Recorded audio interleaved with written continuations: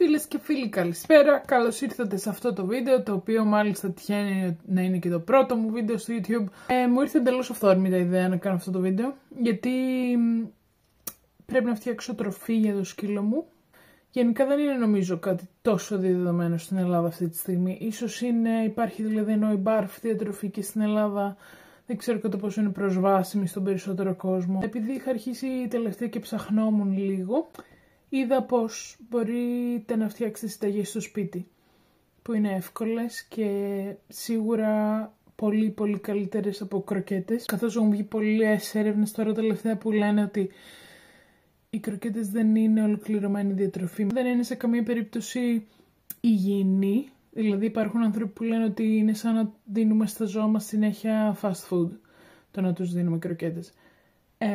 Και επειδή εμένα προσωπικά δεν ξέρω εσείς πόσο αγαπάτε τα σκυλιά σας, το να ζήσει πολλά χρόνια είναι στο πρόγραμμά μου. Πλησιάζει τα 8 σε 2 μήνες, οπότε είναι κάτι που γενικά το έχω στο μυαλό μου ότι θα ήθελα να ζήσει όσο το δυνατόν περισσότερο και με όσο το δυνατόν καλύτερη ποιότητα ζωής.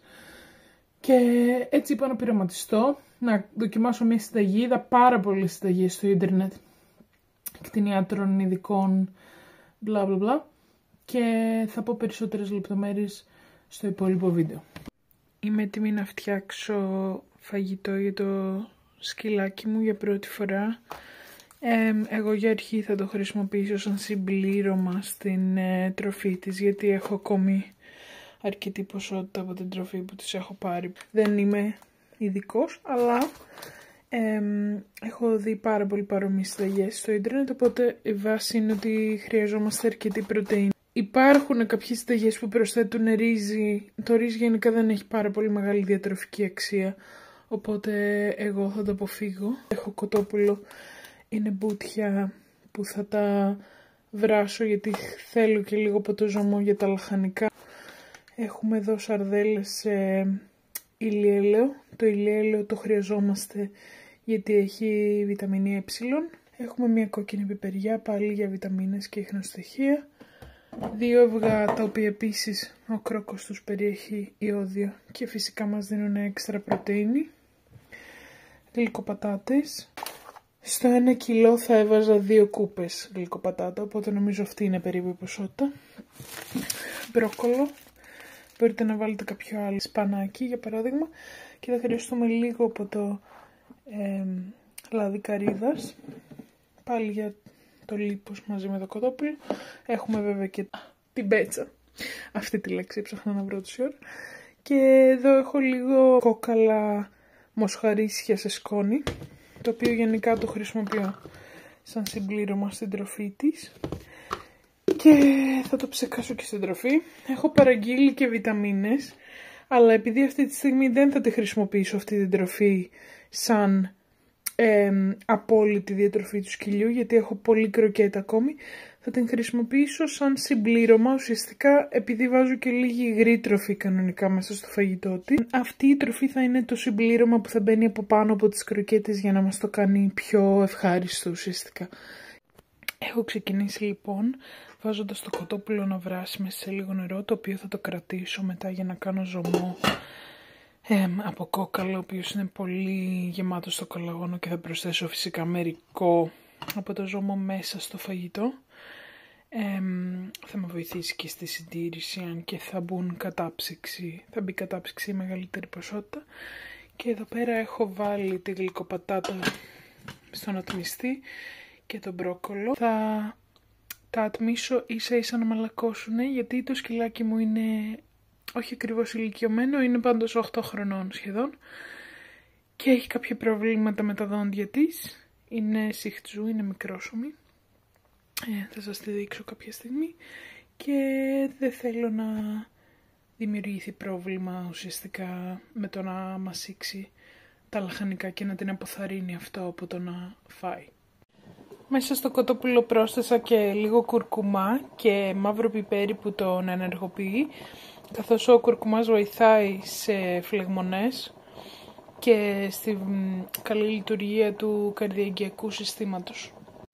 Όσο τα λαχανικά μου ατμίζονται και το κοτόπουλο βράζει, θα κόψω την πιπεριά και τις σαρδέλες και θα τις βάλω μέσα στο μπολ. Λοιπόν, όπως βλέπετε εδώ πέρα έχω ανακατέψει την πιπεριά, την κόκκινη, τις σαρδέλες, δεν τις βλέπετε γιατί έχουν διαλυθεί, τα 2 αυγά που έβρασα και αυτό το πράσινο που βλέπετε ξέχασα να το αναφέρω πριν γιατί βασικά μου ήρθε μετά η ιδέα. Είναι σπιρουλίνα, περίπου μισό κουταλάκι της σούπας και επίσης επειδή οι σαρδέλες είχαν αρκετό λάδι, 2 κουταλιές της σούπας, δεν πρόσθεσα τελικά καθόλου από το λάδι καρύδας, γιατί το κοτόπουλο επίσης να θυμηθούμε πως έχει και πέτσα και το σκυλάκι μου συγκεκριμένα δεν χρειάζεται τα παραπάνω λιπαρά. Αυτή εδώ είναι η Μέιλη και νομίζω πως περιμένει υπομονετικά να γίνει το φαγητό της. Λοιπόν, τα λαχανικά μου έχουν ατμιστεί, όπως βλέπετε. Θα τα κλείσω. Έχουν περάσει περίπου 25 λεπτά από την ώρα που βράζουν. Το ίδιο και το κοτόπουλό μου.